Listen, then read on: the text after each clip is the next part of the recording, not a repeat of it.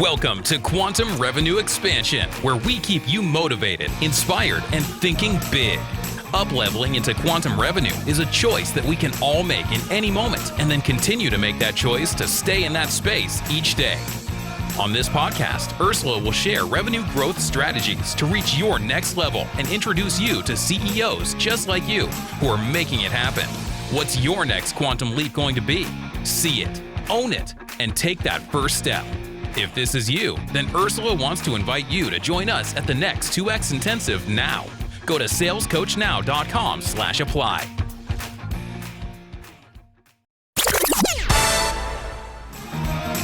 You are listening to Quantum Revenue Expansion with your host, Ursula Menchez. Let's go.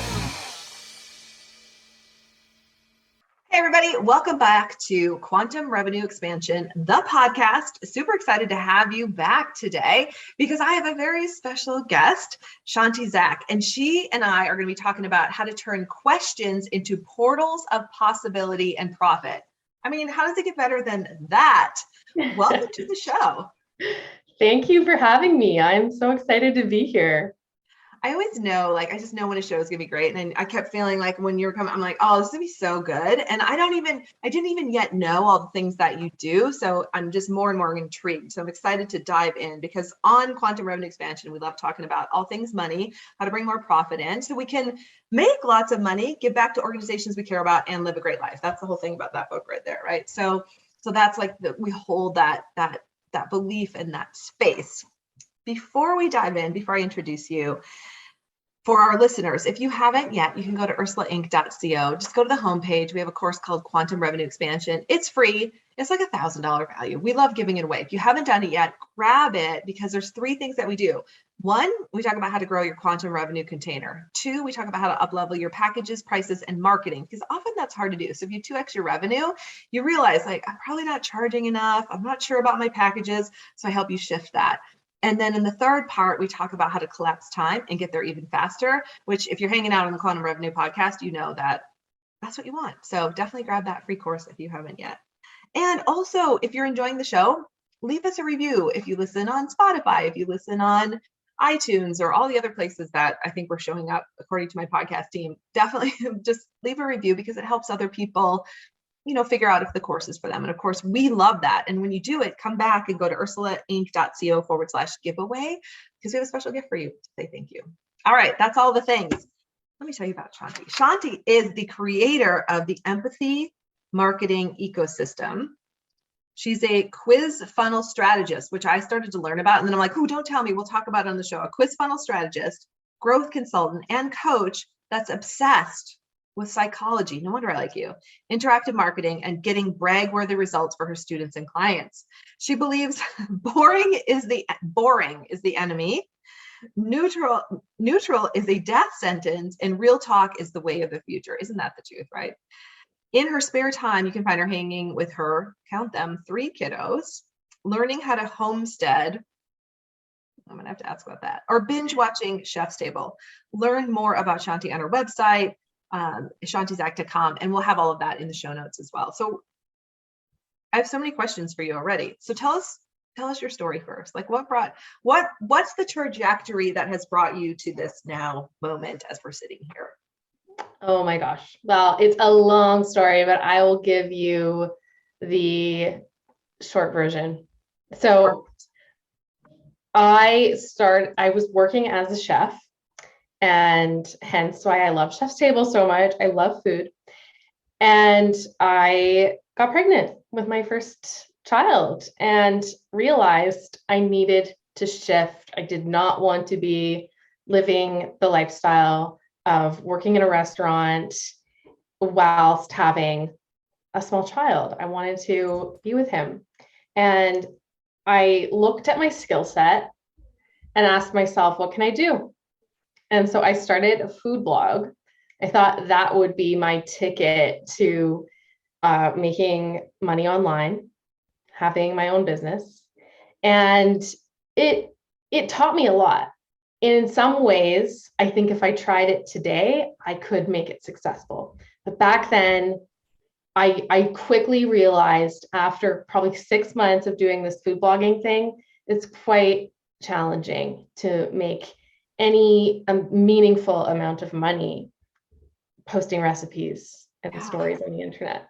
So I sort of pivoted, and I was approached by multiple people asking if I would write recipes for them, and then eventually write articles for them, because my blog was on like paleo, health and wellness stuff, and I had some insight there.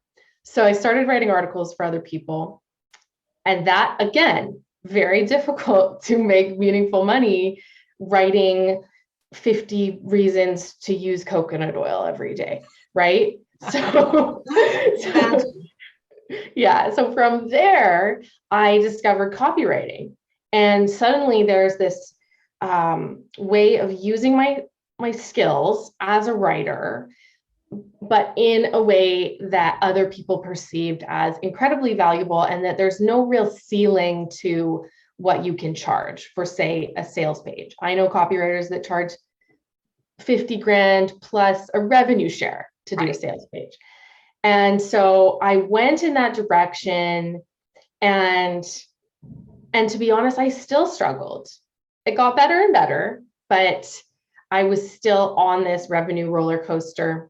And when I was offered an in-house full-time position working for a spiritual development company, I jumped on it, because at that point, all I wanted was stability. So I worked with them for about a year. I was in charge of literally everything to do with messaging, positioning, course development, all the sales funnels, audience growth, list building, all of that.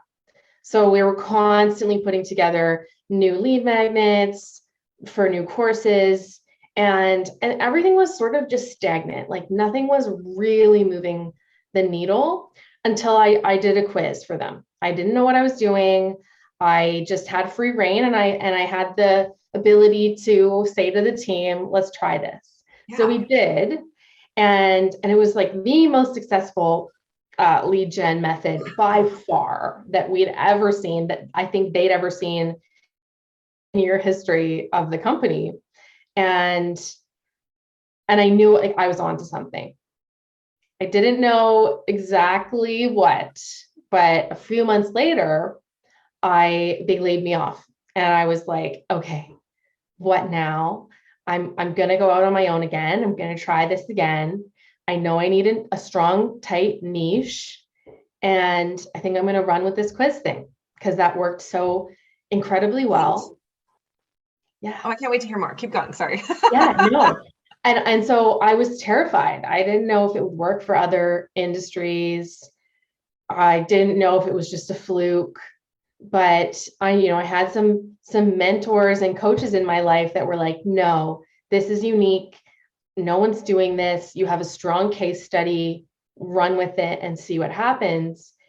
And within 6 months of that, I basically had a 6-figure business doing just this one thing. And it was working for every niche that I tried it in, at every level of business, from people selling high ticket coaching to a low cost membership. Yeah. Wow.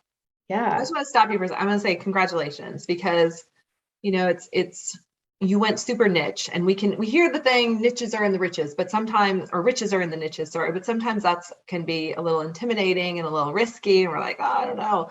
And yet you did it, and you've proven it. And so tell us, so it sounds like at that, like 6 months, you kind of hit this like, woo, next level. Like, was there a moment where your annual income became your monthly income, or you started from zero, or where you just felt like there was more money at the end of the month than bills? Yes. Oh my gosh. I was not that person who was like doing okay before I started my own business. Like I always struggled financially. And ever since I went out on my own, I never went to college or university. I barely graduated high school. And I think for a number of years, I probably made like $12,000 to $15,000 a year. Yeah. So absolutely, when that shift happened, it was monumental, and it was really exciting, but it was also really terrifying. And I was waiting for the other shoe to drop for probably 2 years before I really embodied that, like, no, this is going to continue, and I can do it. So it was a huge growth process, because never did I imagine that this was a possibility. So I love that. Thank you for being so transparent, because I know we have listeners all over the world who are like, yeah, that's me. And maybe I've never made that much, or I'm struggling right now. I'm just feeling really stuck. So when you look back at the trajectory, what was the biggest myth about money or revenue that you had to overcome, or that your coaches or healers or whoever supported that you had to overcome so that you would allow in a 6-figure business? I thought money was the root of all evil.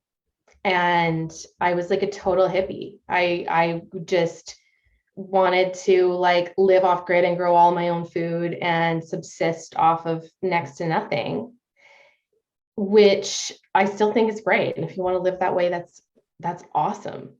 The world would be a different place if more people embodied more of that mindset. But now the shift that occurred was like, whoa, wait. I can be a good steward of this money. I can do so much good with it.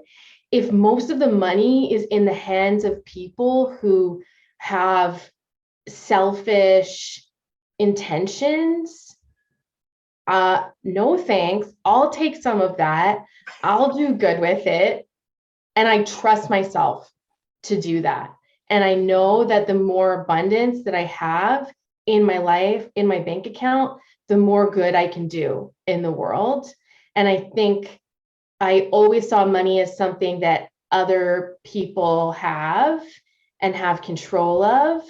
And I don't see it that way at all anymore. Yeah. So that new belief really opened up your willingness to accept the goodness that wanted to come to you, so that you could do even greater things in the world. Okay, we have to ask about the homestead. So tell us about, so do you have amazing gardens? Like, tell us more. Well, I'm still a total hippie at heart. My dream was always to have some land and heal that land and grow food, and like for my kids to just be free range and have access to nature. And I think it was about 1.5 years ago now that dream, it became real life. Like, we bought 7 acres in what I think is total paradise. Like, there's natural hot springs, rivers, lakes, forest, world-class hiking. It's so beautiful. And yeah, we're just learning how to be good stewards of the land and take care of it and grow food and get dirty. Yeah, that's awesome. And just share with our listeners so they know where sort of are you in the world? I'm in the Kootenays in BC, Canada. Cool. Wow, that sounds incredible. So do you get to sit in the hot springs? Like, oh yeah. That's amazing. Yeah. So when my husband and I, we live in Minneapolis now, but when we lived in Colorado, we used to go to Glenwood Hot Springs all the time. I don't know if you know Glenwood in the States, but anyway, so I just would do anything. I have a lake in my backyard, which is frozen, but do anything for hot springs. So I love that. I love that and congratulations on having the vision, living the dream. Why can't quote unquote hippies? I'm probably a hippie. Like, why can't you have a lot of money and make a big difference in the world, right? So that's a stereotype that I think you've brought up, that you've been able to overcome, and that, we can do great things with money. And so thank you, because we talk a lot about that on this show. So I want to keep going though, because we have a lot of things to cover. So next, you've broken through multiple income ceilings. What are your two best tips for our listeners on how to do that in their own business, especially if they're feeling stressed or like thinking it's never going to happen for them or like it's for everybody else? What would you say? Well, I think one of the big things for me was getting to a place of quote unquote safety with my income. So knowing that, okay, everything's taken care of. I've got like 6 months of expenses in the bank. It's all good. Yeah. And from that place of safety, I can experiment. I can move out of the energy of fight or flight. I can let go of any expectation or dependency that I have on, let's say, closing on a sales call. Mm-hmm. So from that place, I can push the edge, push the limit of what I believe the work we do is worthy of. Yeah. What I believe the work we do is worthy of is different from what the person I'm talking to feels. And I have to recognize that $20,000 to them has a different meaning than $20,000 to me. To me presently. A year from now, $20,000 will probably have a different meaning to me. So knowing that, I can not make assumptions, because I think that's a huge hurdle, is the assumption that no one will ever pay that. No one will ever go for that. And it's such bullshit. Like, I have tested those waters way more times than I am comfortable with at this point. Right. And I keep doing it. And I can do it from that place of non-attachment. Like, okay, I'm going to raise the price here, and I'm going to play with this price I'm going to give myself a chance. I'm not just going to say it's not working after one sales call. I'm going to give myself a chance. And if it doesn't work, it doesn't work. But if it does work, suddenly my story of what the value is, the perceived value, evolves. So that's a big one. Yeah. So really pushing the edge of what you're willing to charge and leaning into it, and also being detached from it. And that's it. There's an art to that, right? Like, all of us, I think, have to feel into what that is. We were just talking about that at our CEO table recently, just like, what is allowing, and how do I know I'm doing it, or how do I know I'm not doing it? And it's different for everyone. It's hard to explain that, but you feel it. You can feel it. So I think you were going to share the second one. Did you have another piece you wanted to share? Yeah. So the second one sounds counterintuitive, because we hear a lot as entrepreneurs: don't compare yourself, stay in your lane, don't worry about what other people are doing. And I think there's, of course, a lot of truth to that. But I also believe there are times when comparison can be a good thing, because if you can look to people who are doing what you want to do, who are charging what you want to charge, and you can, from like a place of neutrality as much as possible, look at them and ask yourself, like, from what I can see, are they more talented than me? Are they more fill in the blank, right? Mm-hmm. And I find most of the time the answer is no. Like, I could do that too. There's no huge monumental differences between me and this other person who is a few steps ahead of me. And from that place, I think you can believe, because if you can believe that you have what it takes too, that's the ticket. And you can embody this energy of, well, why not me? Why not? Right. So instead of why me and that place of victimhood, it's like, why not me? I mean, yeah, I could do this too. So good. We speak the same, we say so many similar things. Definitely the why not me. We talk about that a lot. Like, why not you? And I love the idea of, like, yeah, comparing yourself from the perspective of, well, they might be a little ahead, but I can do that too. And to almost to step into their energy footprint, their belief system, to kind of embody that, so that you can keep going. It's really powerful. And that's a great practice. Thank you. So many things. All right. So before I want to hear about the quiz too.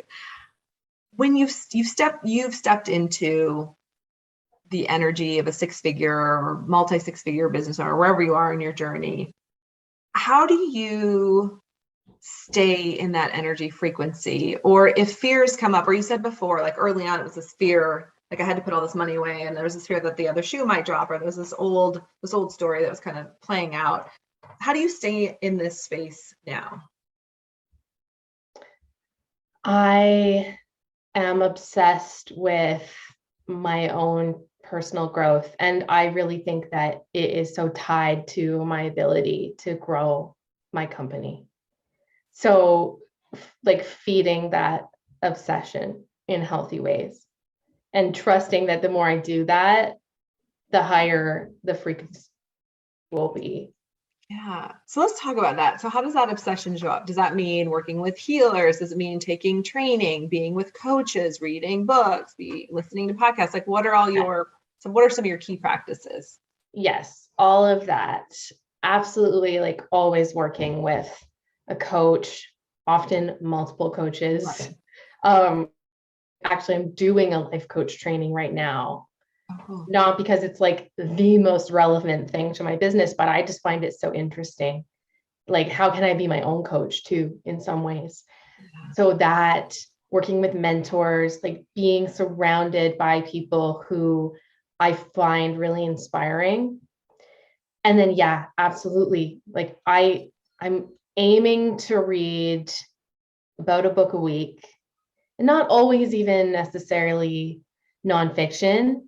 Sure. But just the energy of like being in a deep state of doing just one thing, and then observing like what drains my energy and what feeds it. And so like for me, I often feel so drained when I'm like in social media scrolling mode. And I'm like, okay, so I need to change this. What can I do differently? And it just having that awareness. What thoughts are showing up regularly? And are they feeding the vision, or are they trying to keep me small? And how can I shift those?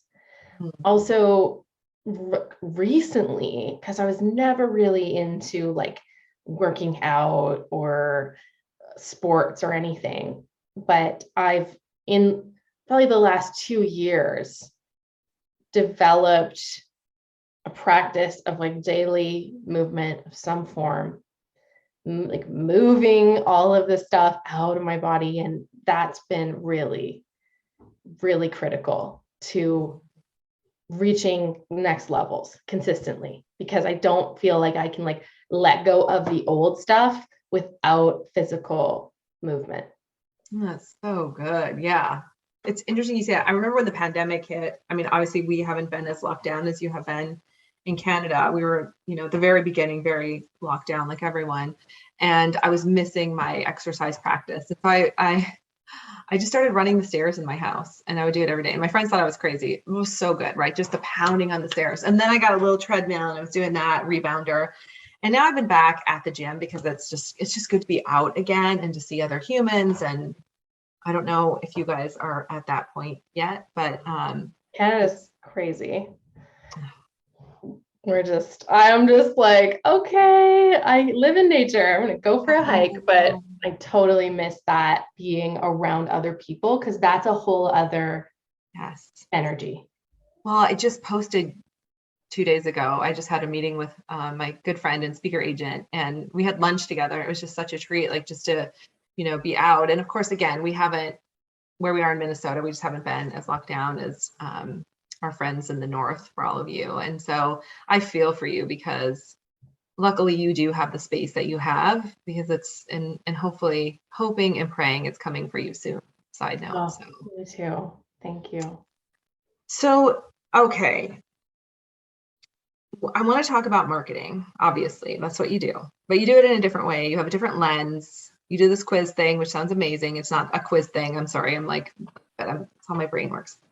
Oh, it's this thing. So and you've niched down, which is incredible. Like you have this superpower survey funnel or whatever you so, but let's take a step back and talk about marketing in general, because when you're talking about the company you worked for before, I think we've all been there where we are spaghetti against the wall. We're trying every darn thing, right? Or when you're saying scrolling through social, I don't do that.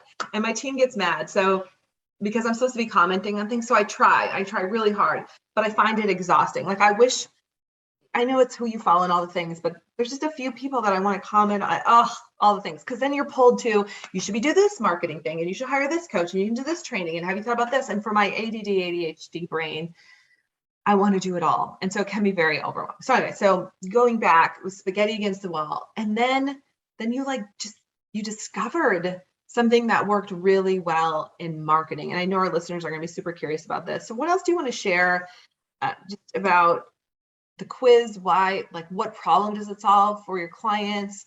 And, how does it help them, or any case studies you have? I'd love to hear that as well. Yeah, absolutely.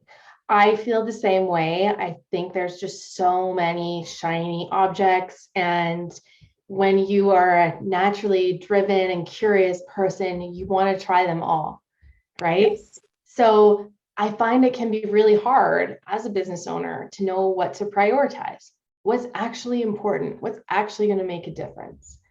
And for me personally, in my own business and with all of my clients, the importance of building an audience, and in particular, an email list, is at the top of the list, because we know that you don't have control over the algorithm when it comes to building an audience on social. A very small percentage of people are actually seeing your stuff, engaging with it. There's so many distractions, and email isn't perfect. Not everyone's going to open your emails. Not everyone's going to engage, but it's more intimate.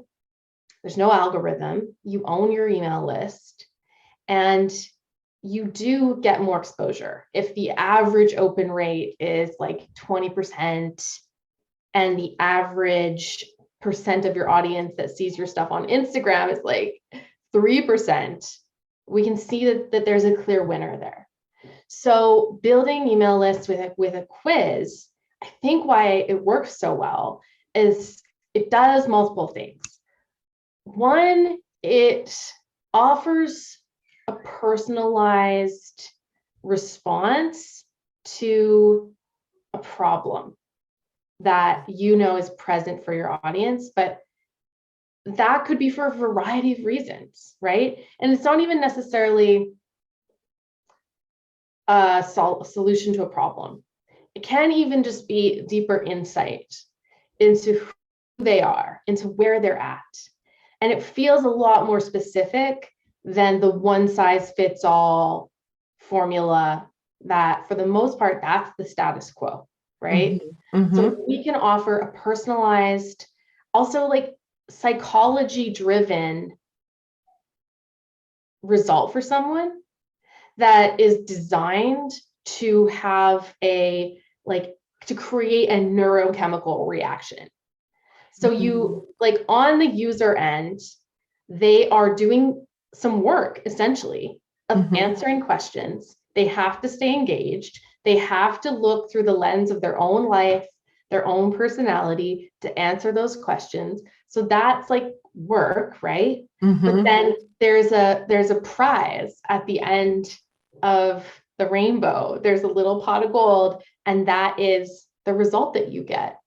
And when done intentionally, you can use that to create a dopamine release in the brain of the person who just got this result, and it's lifting them up and it's making them feel good about themselves, and it's talking about their unique attributes, their strengths, what they have in common with like famous people that they might look up to, and it's giving them a precise solution that meets them where they're at.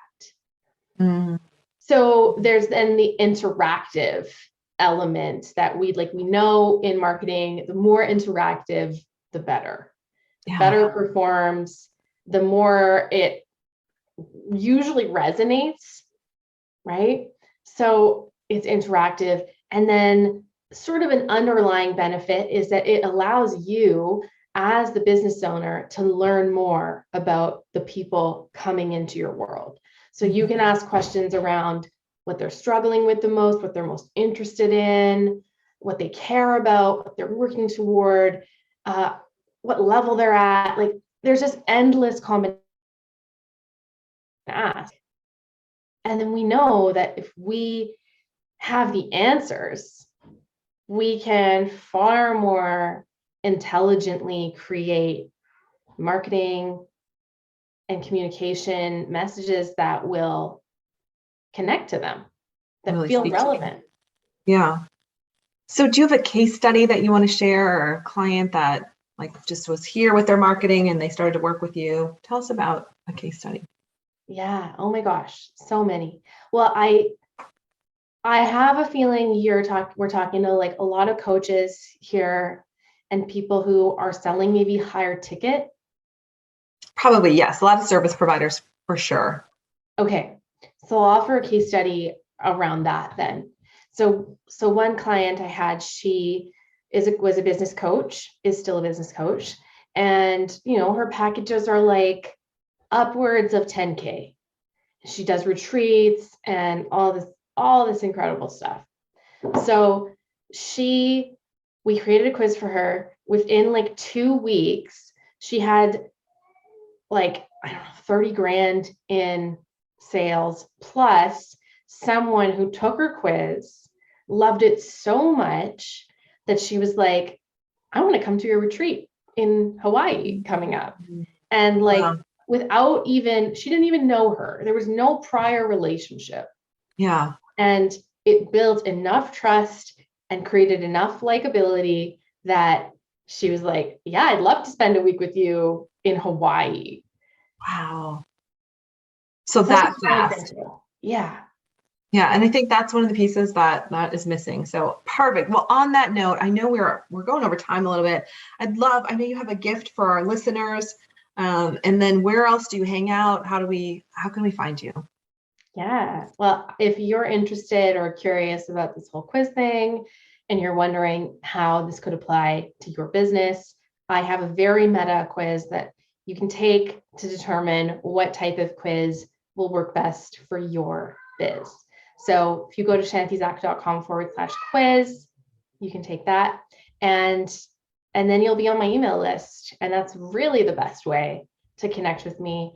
I answer all of my emails personally. So if you hit reply to that first email that you get with your results and just say hello, I'm on the other end. And you can also connect with me on Instagram at Shantizak. Awesome. Well, Shantizak, it's been amazing having you here. We will have all of this in the show notes for our listeners all over the world. And we wish you an incredible rest of 2022. Thank you so much, Ursula. You too. And to our listeners everywhere, you're awesome. Thanks for hanging out with us. Thank you for the emails and just all the things that you send to us. You can always email us at contact@ursulainc.co. We'd love to hear from you. That's it for this week, everybody. Make this your best month yet. Bye for now. Thank you for joining us today. And if you are ready to make your next quantum leap, let's do it. Ursula invites you to join us at the 2X Intensive. Go to salescoachnow.com/apply. Don't forget to leave us a review on your favorite podcast app.